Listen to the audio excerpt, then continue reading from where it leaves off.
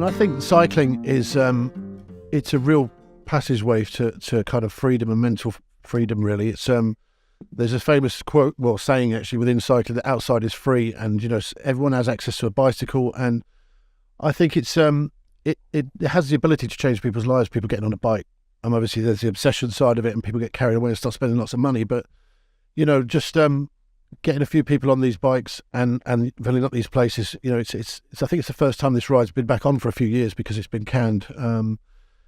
It's a great opportunity to find some people and get them involved in it and hopefully change their lives.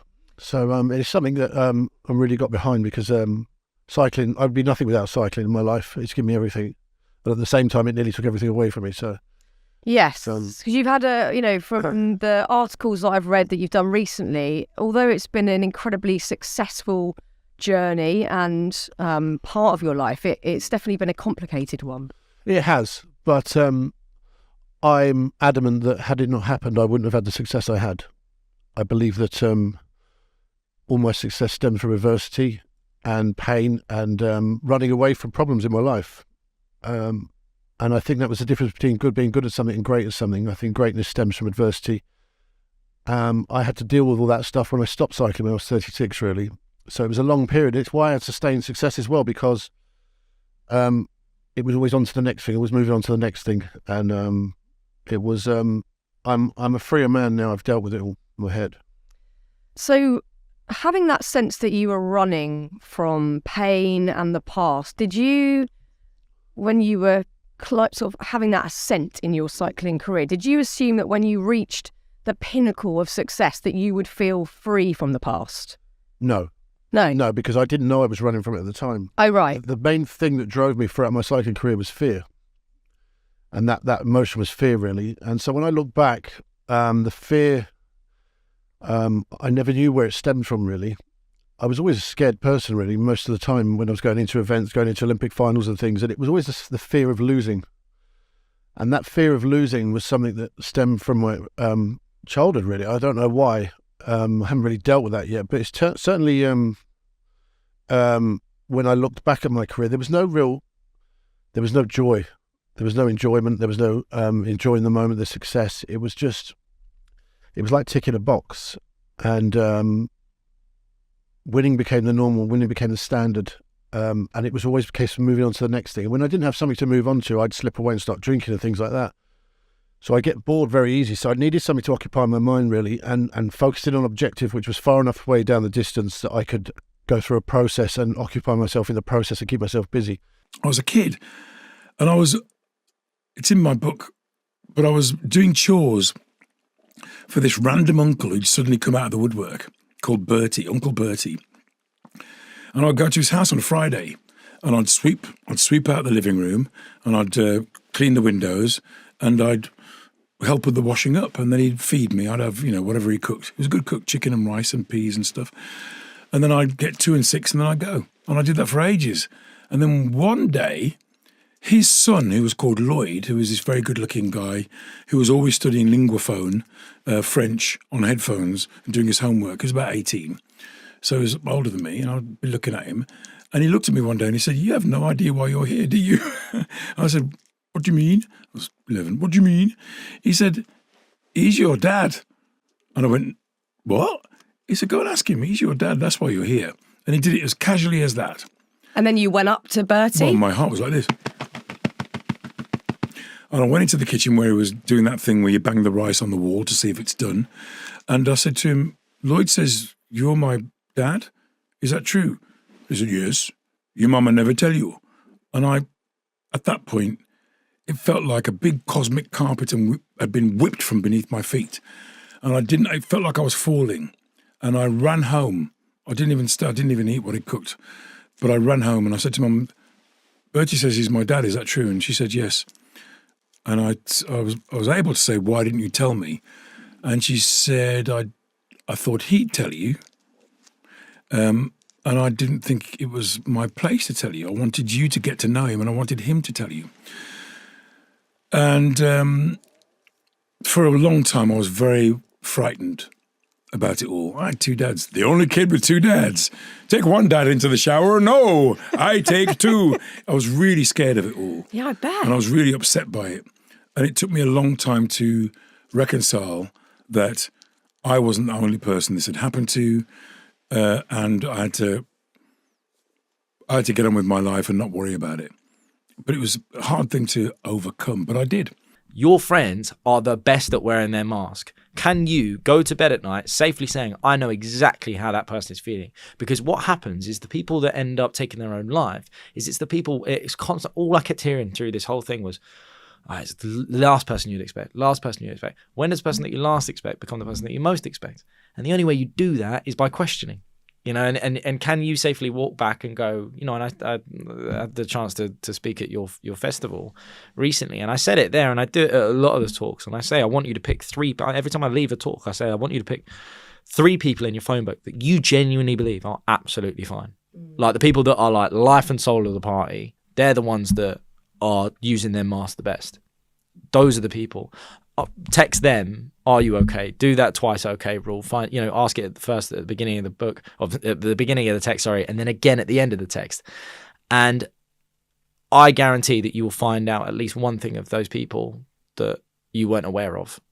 And they were waiting for someone to ask them about it. And that's the kind of mission that I feel like me personally I'm on. And I guess it's sadly still the sort of stereotype is in place that men are less likely to reach out to a friend if they're feeling awful. And we know that from the horrific statistics that we can still easily Google today, that suicide is the biggest killer in men under 40, disproportionately. And I know that you explore that in the book and that the work you're doing. There's no definitive answer. There's certainly factors. But one of them, sadly, is this sort of generalised idea that men can't reach out for help, and that there's a slight discomfort in having a very deep conversation. And, you even talk about a chat that you had in your own sort of mental health story, talking to a childhood friend, Charlie, about your own mental health for the first time. How did you feel entering into that conversation? Do you remember broaching that subject and how it felt? Yeah, I remember the first, it's the number one thing that I'll always speak to when a lot of parents ask me about, speaking to their kids about mental health and how they do it. And I use the same thing that my mum used to do to me, which was in the car. Guys don't want to look face to face and have those conversations. If you can approach that conversation in a car or on a walk or on something like that, they're not looking at you. And I remember being sat, and I remember I'd just been kind of diagnosed properly and being on my antidepressants. And I remember being in the car with Charlie, and I remember then all of a sudden just starting to talk about it and, being like, I went to the doctor the other day and I've got to take these tablets. And the fact that I think neither of us were looking at each other. And all of a sudden you turn the music off and you're just having this chat, and he's opening up and I'm opening up. And, that gave me a bond with him that, I've got basically like 3 of my best mates and they're like my brothers. I didn't have any brothers growing up and that's them.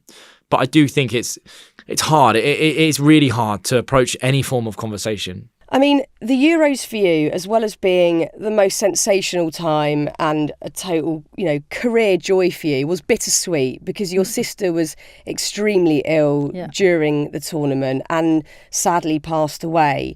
How did you give yourself the time to process what was going on, to grieve during all of that was surrounding your life?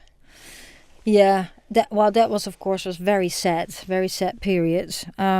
She got ill right before the Olympics when I was still with the Netherlands, and then of course that year in September I started in England, and throughout the year we got bad message, and actually in June, so the last month she was really ill. We knew she was going to pass away, so I spent every minute I could with her, together with the closest family.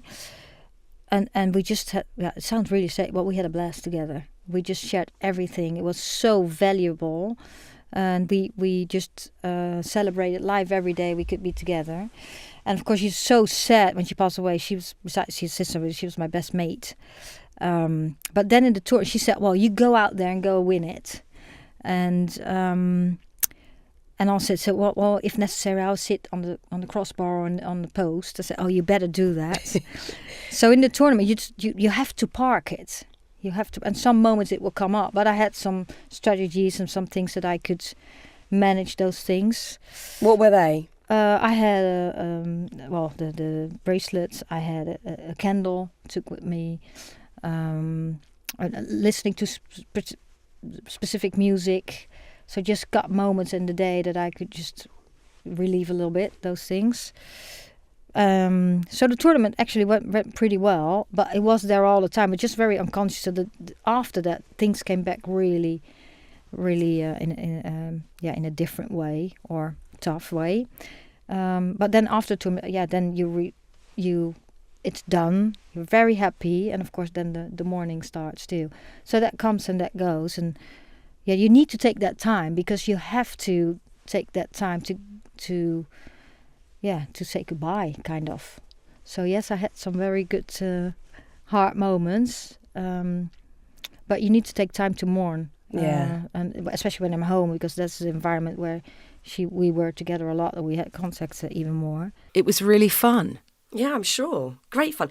And when you talk about these big emotions, again, I've massively resonated with this.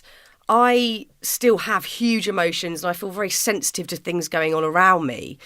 And you talk about when you were younger and going to raves in the countryside and sort of bombing down the A40 to a random field. Yeah. You would be one of the very few people not off your tits. Yes. You would be there presently wanting... That's not to say there weren't times that I got off my tits. Like, sure. Let's be, but if there was driving involved and going to... That was very much... You would do it. And it was particularly in that moment, it was particularly in that summer of not... my life just feeling like it had just tanked before it had even begun. And I was going there to like literally dance it off. And there was something about, I mean, I write about that notion of like facing this sort of apparent oblivion. And I didn't want to be high doing it. I really wanted, and it was, they were so gross, those raves, but the music was amazing. And it was, and dancing has always been something that I love and something that I will lose myself in. I don't really need to be off my tits on a knee. No, I don't dance enough, but I certainly remember I used to love dancing. I used to do it sort of as a hobby, but also just going to a club or whatever and losing yourself. And I did drink a lot back then, but now if I go to like a wedding, which is probably about as ravey as it gets, I mean, I'm such a lightweight anyway. I can barely drink. I have like half a gin and tonic and I'm like, oh my God, I need to go home immediately. I either get sort of sleepy, but also linking it back to those big emotions, I feel it all more. So if I've got a worry, that worry is accentuated Amplified. tenfold. And I'm like, why did I do that? I'm now in an absolute paranoid spiral about it, which is good because I haven't stopped drinking, but I rarely drink.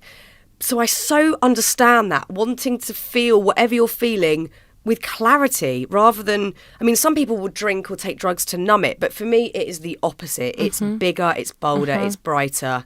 No, thank you very much. Yeah, I think that's exactly how it was for me. The same thing.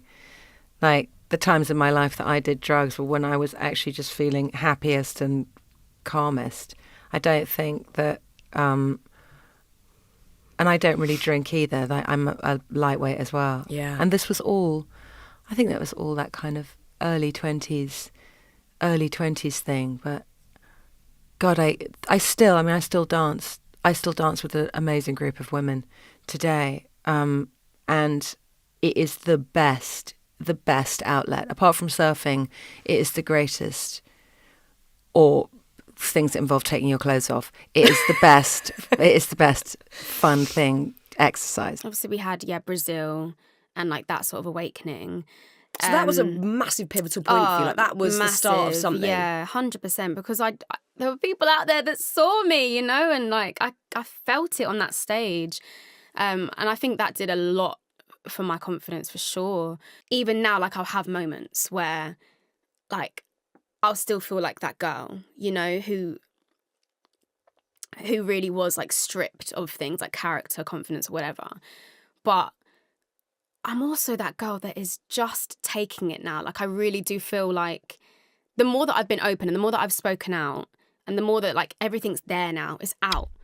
I've just got to move on, you know, like I am taking all of these opportunities. Like, I know my power, I know my worth. And like, I got children now that I have to show that to too. So yeah, I mean, that's like a massive thing for me. Like, and she's not going to get emotional. Oh, God. My children are so fearless. Like, they're 2. And I always think to myself, what would they do? Like, oh, God. They're 2 years old and I literally think, what would they do? And that is all I need. It's the biggest perspective shifter, isn't it? It's, Massively. you know, and also, you know, it's just huge. It's huge. It makes you reevaluate everything. It does. And also, Oh my God. do you know what I think it is? And it makes me feel deeply emotional, you know, in the same light, is that it gives you actually, your purpose is totally different now. Yes. You know, you're doing it for different reasons. Literally. And like, I know some people might think, oh, she's banging on about race again, but if I can keep talking about it and make sure that these things don't happen again to affect them, I'm going to do that.